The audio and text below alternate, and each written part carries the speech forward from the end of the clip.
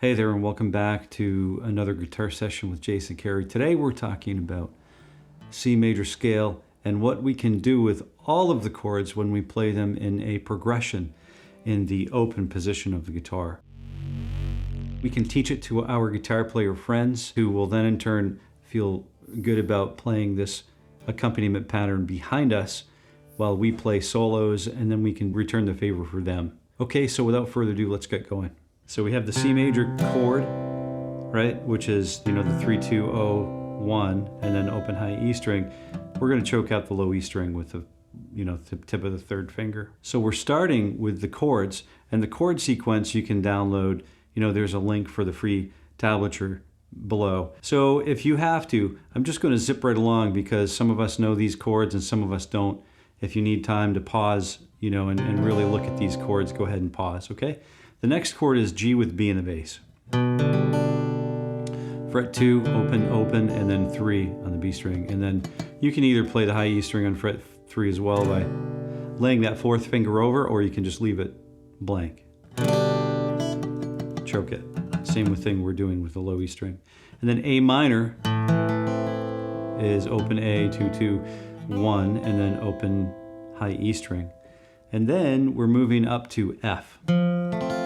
Now people, from what I understand, really love this F chord, and there's a reason why they call it the F chord, right? Because it's fantastic. So we have 3, 2, 1, and then we're barring that first finger over the fret 1, okay? And then we have the C with the E in the bass, fret 2, open 1, and then open high E string. And then D minor, open D, fret 2 on the G, fret 3 on the B, fret 1 on the high E. And then we're headed down to G for a bit, just for a minute. And then we're doing G with B in the bass, then G with D in the bass, and then G7 with F in the bass, and then walking back down to C, right?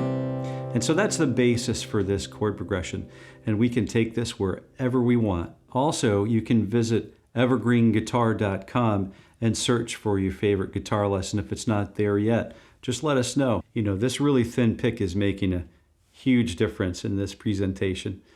It's a Jim Dunlop, it's a Nylon pick. I'm not sure if they must still be available. I haven't purchased one of these for a long time. It's an old one. But you get that added benefit of when the pick, every pick sounds different. And so when we strum through the string, you can hear that the pick loads, it gets basically loaded with energy. And then when you go through the string, it makes a slapping sound that is really, it's really nice for this kind of thing because we can play lightly and we can have a really breathy percussive sound with the right hand.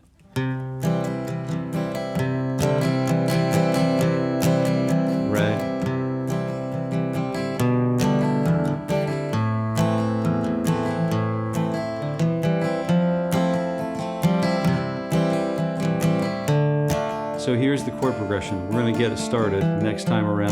I'm just going to finish it the way I've started it already. And you can hear that it's basically a journey with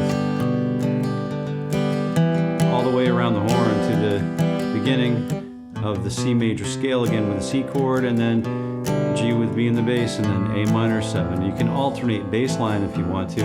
And then F, E minor, well it could be E minor, C with E in the bass, and then down to D minor. Back up to F, revisit it, so we can just gently come back down to D minor again. And then what we're doing here with the G, we're hanging onto the G-ishness for a while. And then that gives us the tension that we need to build up in order to get back to the tonic chord, which is C. And that's kind of like, how the 12-bar blues form works. It just kind of keeps building up tension until the wave crashes.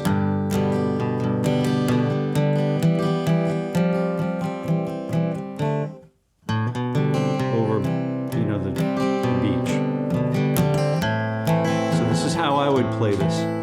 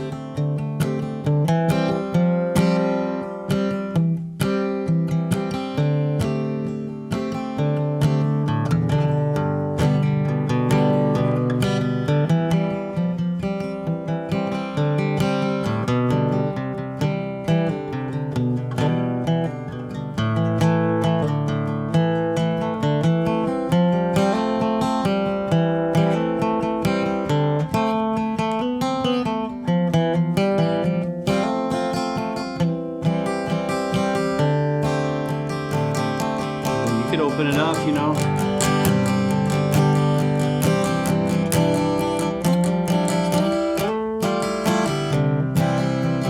You can have a lot of fun with this. Just straighten that strum pattern out. Just simple down and up.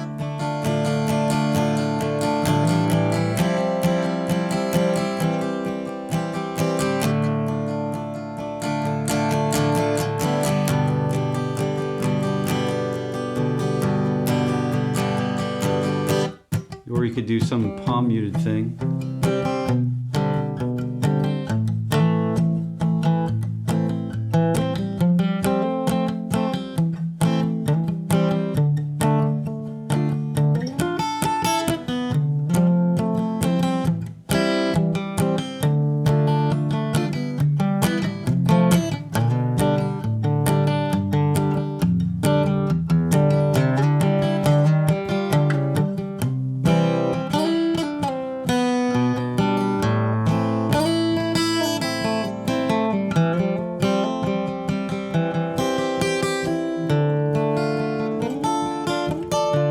So that's basically what we have to offer today. I hope you enjoyed the program, and if you have questions about what we're doing and why we did this, just remember that we're all trying to, practice something that we can on our own in hope that we find another guitar player or another bass player or another drummer or a musician of some sort to practice this with and then make music together.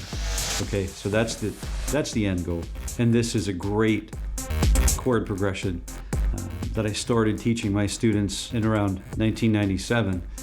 And it just really made a lot of sense for a lot of people at the time because it was, the C major scale. We talk about it frequently and we keep talking about it. We'll continue to talk about it for the rest of our musical journey together.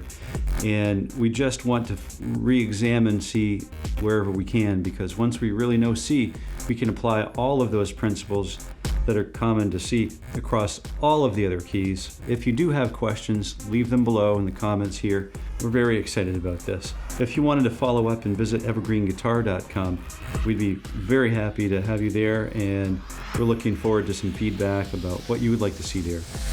Hope you're all doing well, and it's great to see you, and until next time, happy picking.